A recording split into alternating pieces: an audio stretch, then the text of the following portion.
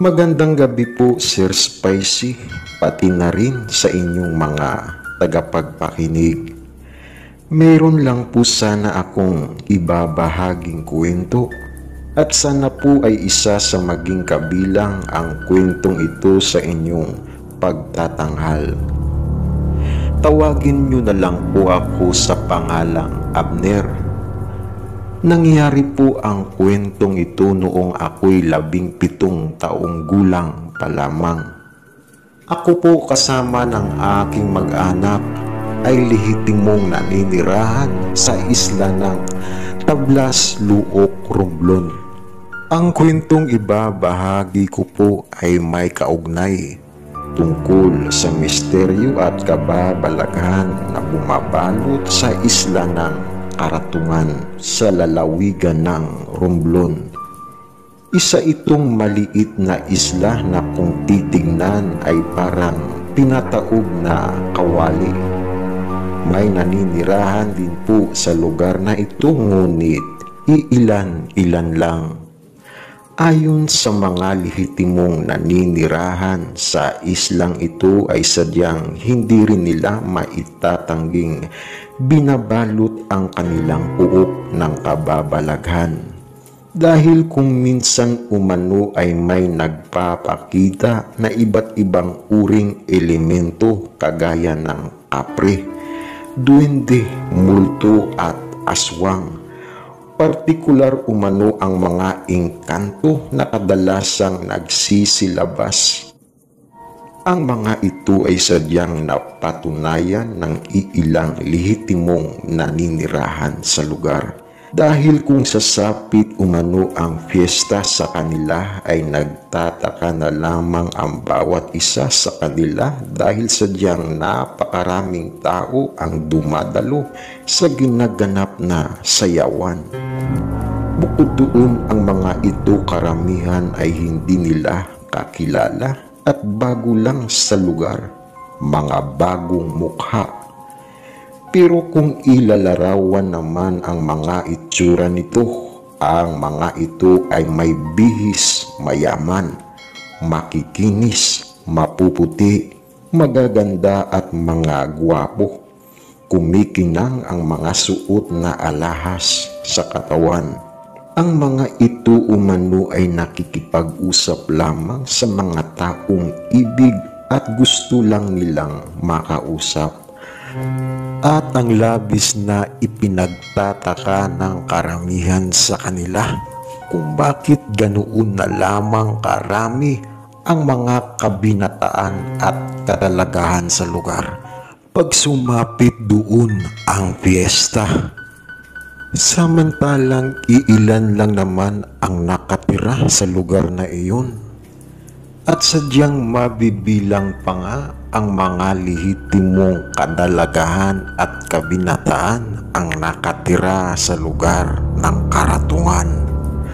Ayon pa sa pagkukwento ng ilan, noong panahon umano marami ang kabinataan ang nawawala sa lugar pag sumapit na ang araw ng fiesta. At ang mga kalalakihang nawawala ay kinukuha umano ng babaeng engkanto at ibig sila nitong mapangasawa. At dahil sa bantog ang lugar, minsan din akong nakahalap ng impormasyon mula sa isla ng Karatungan na ang islang ito ay dinaluhan na minsan ng mga aktibong artista na puro pang action star upang bumuo sila dito ng proyektong ipapalabas nila sa sinihan. Subalit nagtaka na lamang umano ang kanilang kameraman habang ginagawa ang shooting dahil habang kinukunan nito ang mga artista, nakikita silang lahat na sila ay walang ulo sa kamera. Sa takot nga nila ay hindi na nila tinuloy pa ang proyektong ginagawa at piniling maghanap na lang sila ng ibang angkop na lugar. Samantala isa po ang tatay ko sa bangkero sa aming pook. Ang ibig sabihin po ng bangkero sa amin ay yung namamasada sa karagatan gamit ang bangka upang maihatid ang mga pasahirong pumupunta sa bayan. Bali nag-iisa lang po kasi ang nagsisilbing bayan sa amin na kung tawagin sa amin ay sentrong merkado o banwa. Doon din ang pamilihan gaya ng mga pangunahing pangangailangan sa bahay.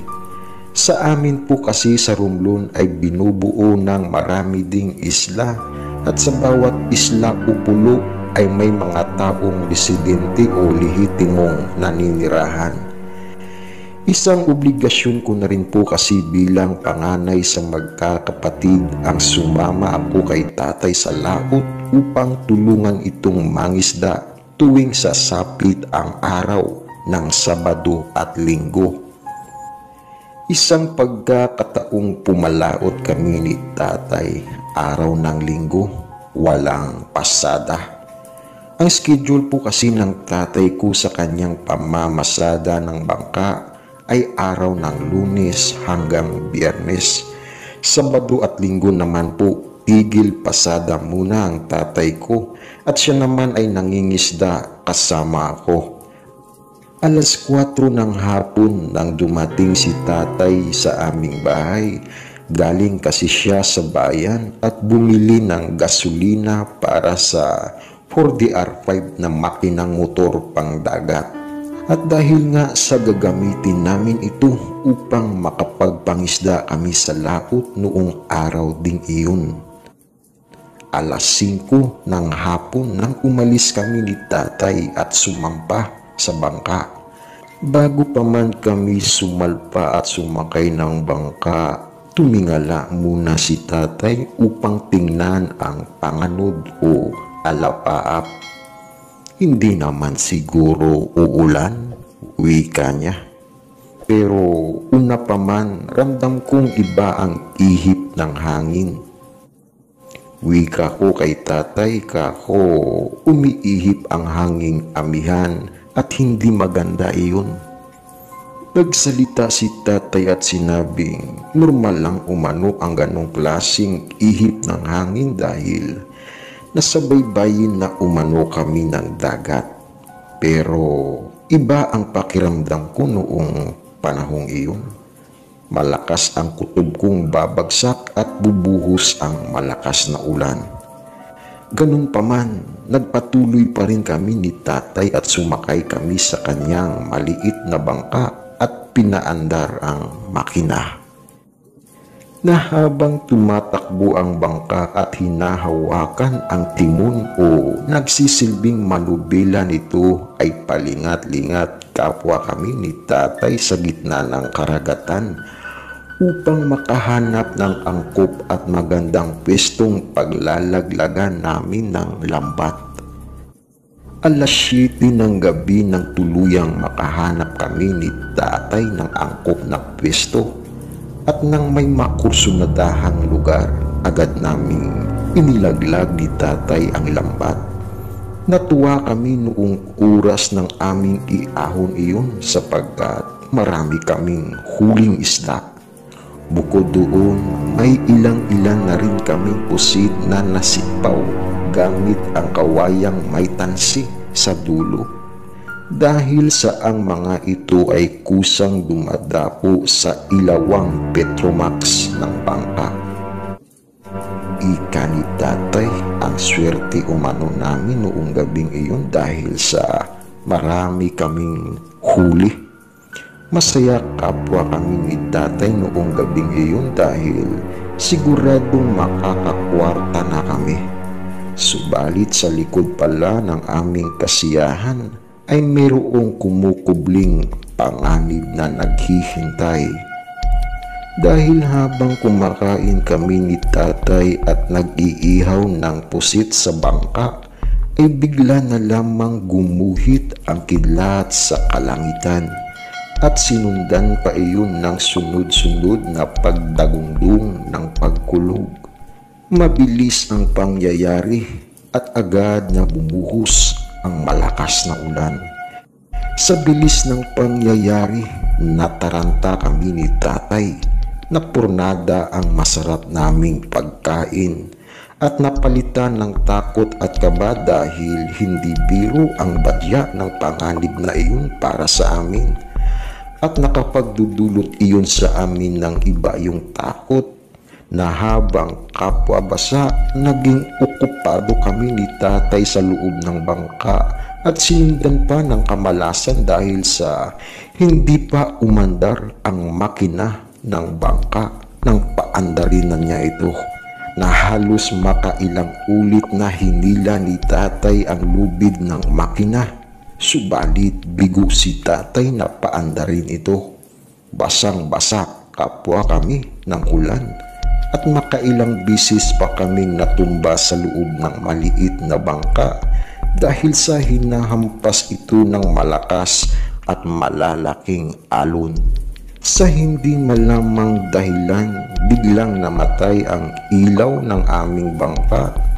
Nang silipin ko ang loob ng Petromax, ubos na ang gasa nito. Sinabi ko kay tatay na ubos na ang gasa. Agad naman niyang binuksan ang belt bag niya na kanyang suot-suot sa bewang. Napamura si tatay, wika niya, nakalimutan umano niya ang gasa. Napakadilim dahil sa wala nang nagsisilbing ilaw sa amin. Nagsagwan na lang kami ni tatay habang pasalungat na sinasalubong ang malalaki at malalakas na alon. May natanaw kaming isla malapit sa amin. Sa pamamagitan ng liwanag ng buwan ay bahagyan namin itong nakita. At sa sobrang pagkataranta na rin, hindi na namin inalam pa kung anong isla iyon. Ang importante sa amin noon ay ang maisalba ang aming sarili. Makaraan pa ang ilang oras, hindi na lang namin namalayan na kami ay pinangay at pinadpad na pala sa isang baybayin ng isla. Sa una, hindi namin alam kung anong isla ang aming napagdaungan dahil sadyang binabalot ng dilim ang buong kapaligiran. Bumaba kami ni tatay ng bangka. Matapos makababa, hinila namin ni tatay ang kanyang maliit na bangka papunta sa buhanginan. Ika ni tatay na doon na muna umano kami pansamantala. Samantala, sa tagpong iyon naman tuloy-tuloy pa rin at walang tigil ang pagbuhos ng malakas na ulan.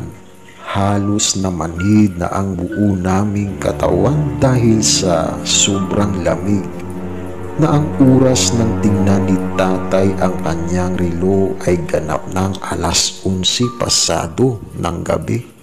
Niyaya ako ni tatay na sumunod sa kanya.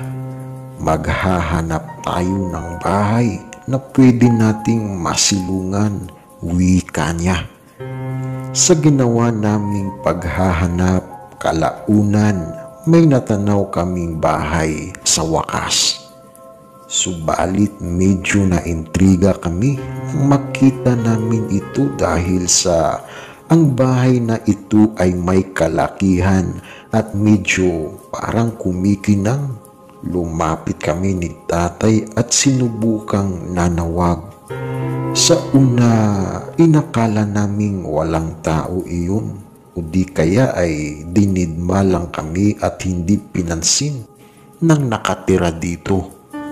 Subalit nang kami ay hahakbang na palayo mula sa bahay na iyon, nang bigla na lang kami nakarinig ng sipol at pagsitsit. Malakas iyon, kung kaya't napalingon kami ni tatay. May nakita kaming isang lalaki na nakadungaw sa balkonahe ng bahay at kami ay kinakawayan nito. Nagtinginan pa kami ni tatay bago namin mapagpasyahang bumalik. Bago pa man kami tuluyang makarating sa malaking gate ng bahay, bumukas ito. Sa kaliwat kanan may nakita kaming dalawang lalaking nakatayo. Nahintulala pa kami ni tatay dahil sa ang mga lalaking nakita namin ay matatangkad at may katangi-tanging kasuotan. Pormal na pormal at may dilakadesa ang dating.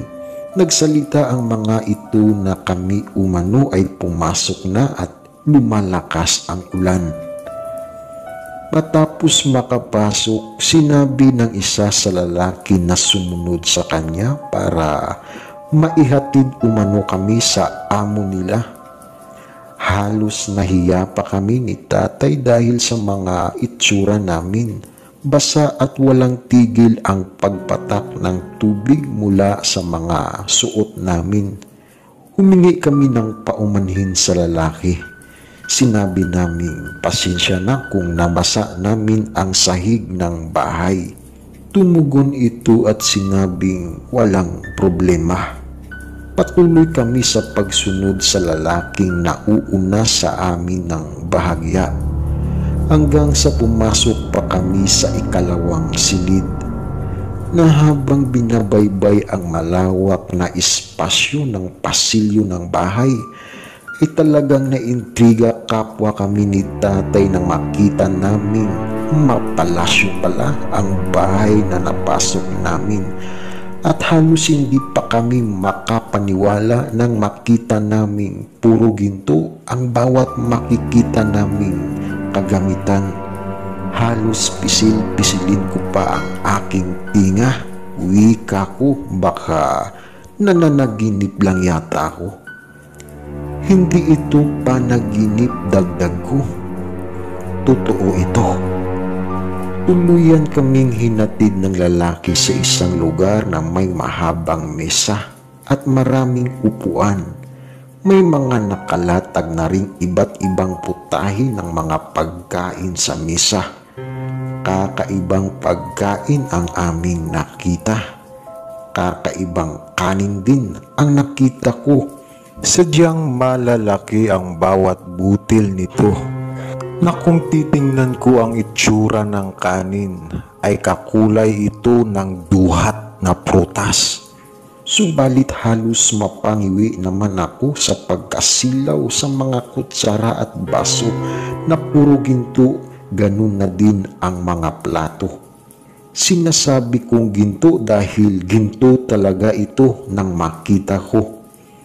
Pinaupo kami ng lalaki sa upuan. Maya-maya pa, may dalawang taong dumating, isang babae at isang lalaki. Sila kapwa ay may suot na nagkikintabang korona sa ulo. Nagsalita ang lalaki at sinabing dumating na pala ang ating panauhin. Samantala nagsalita naman si tatay at nagbigay galang sa kanila at binati ng magandang gabi. At humihingi din si tatay ng pasensya kung kami ay nakaabala sa kanila. At sinabing ang ibig lang sana namin ay makisilong lang at kung pwedeng makahiram ng damit upang maibsan ang manhid naming mga katawan dahil sa dulot ng lamig ng ulan.